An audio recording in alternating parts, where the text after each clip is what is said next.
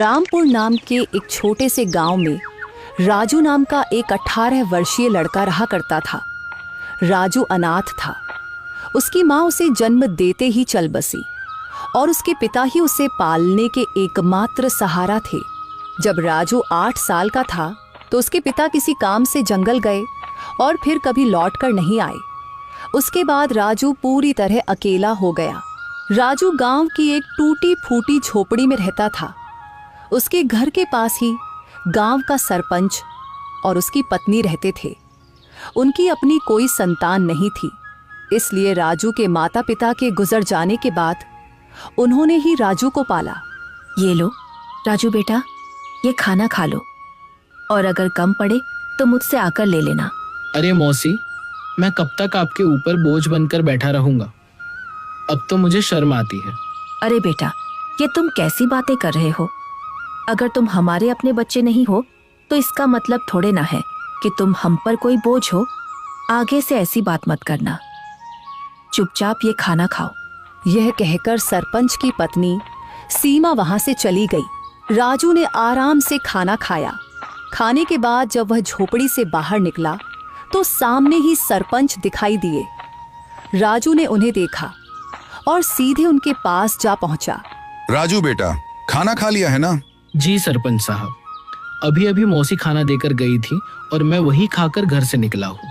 हाँ, अच्छा किया। अब तुम बड़े हो गए हो बेटे, अपना ख्याल रखना सीखो। जी सरपंच जी, 8 वर्ष की उम्र से लेकर अब तक आप ही मेरा ख्याल रखते आए हैं, पर अब मुझे शर्म आने लगी है।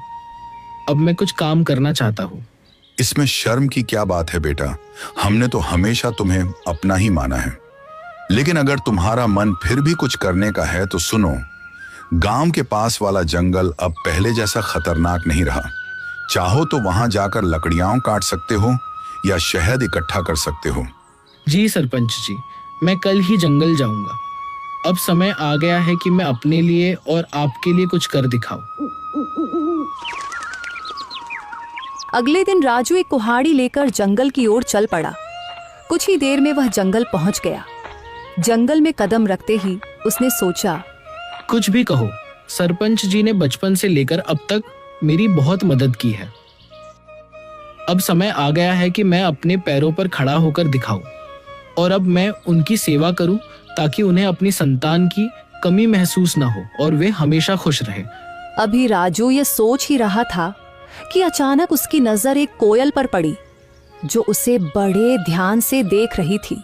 अरे, यह कोयल मुझे इतनी गौर से क्यों देख रही है? इसका आकार तो बाकी कोयलों से बड़ा है और देखने में भी यह कुछ डरावनी लग रही है। राजू ने अभी इतना ही कहा था कि तभी कोयल उड़ती हुई उसके पास आ गई और इंसानी आवाज में बोली, मैं तुम्हें भली भांति पहचानती हूँ। तुम्हारा नाम राजू है और तुम मोहन के बेटे हो। कोयल को बोलते हुए देखकर राजू बहुत डर गया और बोला, ये कैसे मुमकिन है? तुम तो कोयल हो, फिर इंसानी आवाज में कैसे बात कर रही हो? शायद ये मेरी आंखों का धोखा है। भला कोई कोयल इंसानों की तरह बोल सकती है? नहीं, यह तुम्हारी आंखों का धोखा नहीं है। मैं सचमुच बोलने वाली कोयल हूँ।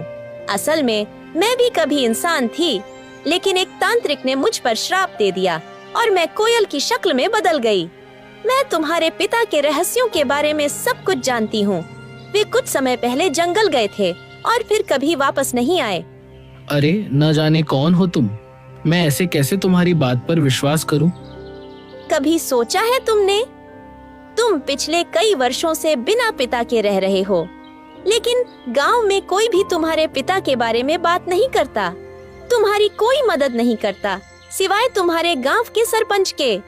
लेकिन मैं तुम्हारे पिता के बारे में सब कुछ बता सकती हूँ। तुम्हारे पिता अभी जिंदा हैं और मुझे यह भी पता है कि वे कहाँ हैं। अच्छा तो बताओ, मेरे पिता कहाँ हैं? मैं उनसे मिलना चाहता हूँ। मैं तुम्हें जरूर बताऊंगी, मगर उससे पहले तुम्हें मुझे इस श्राप से मुक्त कराना होगा। राजू को न जाने क्यों उस कोयल से डर महसूस होने लगा। अरे, मुझे तो लगता है कि यह कोई राक्षस है जो मुझे अपने जाल में फंसा रहा है। इससे पहले कि यह मुझे नुकसान पहुंचाए, मुझे यहाँ से भागना होगा। यह सोचते ही राजू तेजी से गांव की ओर दौड़ पड़ा। सुबह की पहली किरण के साथ जब मोहन अपने खेत पहुंचा तो उसकी आंखें फटी की फटी रह गईं। जहां कल तक धूल उड़ती थी, आज वहां घुटनों तक ऊंची हरी भरी फसल लहलहा रही थी। बड़े बड़े चमकदार आलू और मोतियों जैसे मटर के दाने। तभी वहां से काला गुजरा। काला हैरानी और चिढ़ के साथ, अरे मोहन, ये क्या तमाशा है? कल शाम तक तो यहाँ मिट्टी उड़ रही थी और आज एक ही रात में इतनी बड़ी फसल। कौन सा गड़ा हुआ खजाना हाथ लग गया है तेरे? या कहीं शहर से कोई चोरी का माल लाकर यहाँ गाड़ दिया है? नहीं काला भाई, ये ना कोई चोरी है और ना कोई तमाशा। ये तो ऊपर वाले की मेहरबानी है। कल एक घायल चिड़िया की मदद की थी, बस उसी की दुआओं ने आज ये रंग दिखाया है। देख भाई, कितने सुंदर आलू और मटर है। तू भी थोड़े घर ले जा। दुआएं? चिड़िया मुझे बेवकूफ समझता है। ये जरूर कोई काला जादू है। जोर से, मुझे तेरे खैरात की जरूरत नहीं है मोहन। याद रख, जो रातों रात उगता है वो रातों रात ढल भी जाता है। काला के मन में शांति नहीं थी। वो जानना चाहता था कि मोहन को ये सब मिला कैसे। वो बिल्ली के कदमों से मोहन के टूटे हुए घर के पीछे पहुंचा और खिड़की से कान लगाकर सुनने लगा। अंदर मोहन, बिमला और माँ बातें कर रही हैं।